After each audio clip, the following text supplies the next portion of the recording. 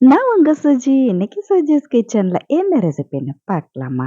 இன்னைக்கு ரொம்பவே சிம்பிளான ஒரு டிஃபன் ரெசிபியோட வந்திருக்கேங்க. அ இட்லி மாவு அரைச்ச பிறகு கொஞ்சம் மிச்சமான இந்த உளுந்து மாவ வச்சு என்ன செய்யலான்னு இன்ஸ்டன்ட்டா ஒரு ஊத்தாப்பம் ரெசிபி ரெடி பண்ணியாச்சு.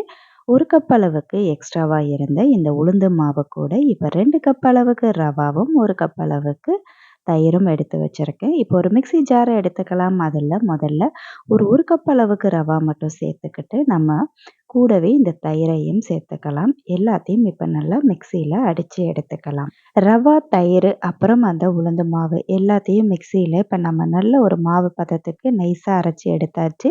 இப்ப அரைச்சு எடுத்த மாவ இப்போ ஒரு பவுல்ல ட்ரான்ஸ்ஃபர் பண்ணிக்கலாம். மாவு கூட இப்ப நம்ம ஏற்கனவே எடுத்து வச்சிருக்க இன்னொரு கப் ரவாவையும் இப்ப சேர்த்துக்கலாம். இப்படி தனியா நம்ம ரவாவ சேர்க்கறதுனால ஊத்தாப்பம் ரொம்பவே சாஃப்ட்டாவும் இருக்கும். அதே சமயம் மேலாப்புல ரொம்பவே கிரிஸ்பியாவும் இருக்குங்க.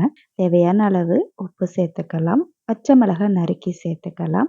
வெங்காயம், அப்புறம் உங்களுக்கு தேவையான காய்கறிய சேர்த்துக்கங்க. நான் இங்க கேரட்ட நல்லா துருவி சேர்த்துருக்கேன். அது கூடவே இஞ்சியையும் துருவி சேர்த்துருக்கேன். அது கூடவே கேப்சிகத்த நல்லா பொடியா நறுக்கி சேர்த்துருக்கேன். கொத்தமல்லி தழையையும் நல்லா நறுக்கி பொடியா சேர்த்துருக்கேன். மிக்ஸிய கழுவின தண்ணியையும் சேர்த்து ஒரு 1/2 டம்ளர்லேருந்து 1 டம்ளர் அளவுக்கு பதம் பார்த்து தண்ணி சேர்த்துக்கங்க.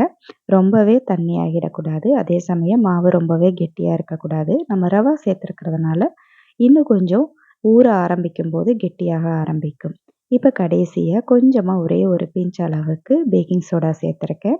நீங்க தேவைப்பட்டா ஈனோ கூட சேர்த்துக்கலாம். ரவா ஊத்தாப்பம் நம்ம இன்ஸ்டன்ட்டா செய்ய போறதுனால இந்த பேக்கிங் பவுடர நான் சேர்த்துருக்கேன்.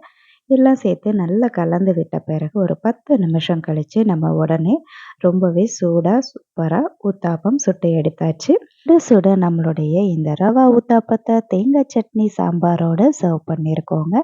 ஊத்தாப்பம் ரொம்பவே சாஃப்டாவே அதே சமயம் டேஸ்டியா, கிரிஸ்பியா இருக்குங்க.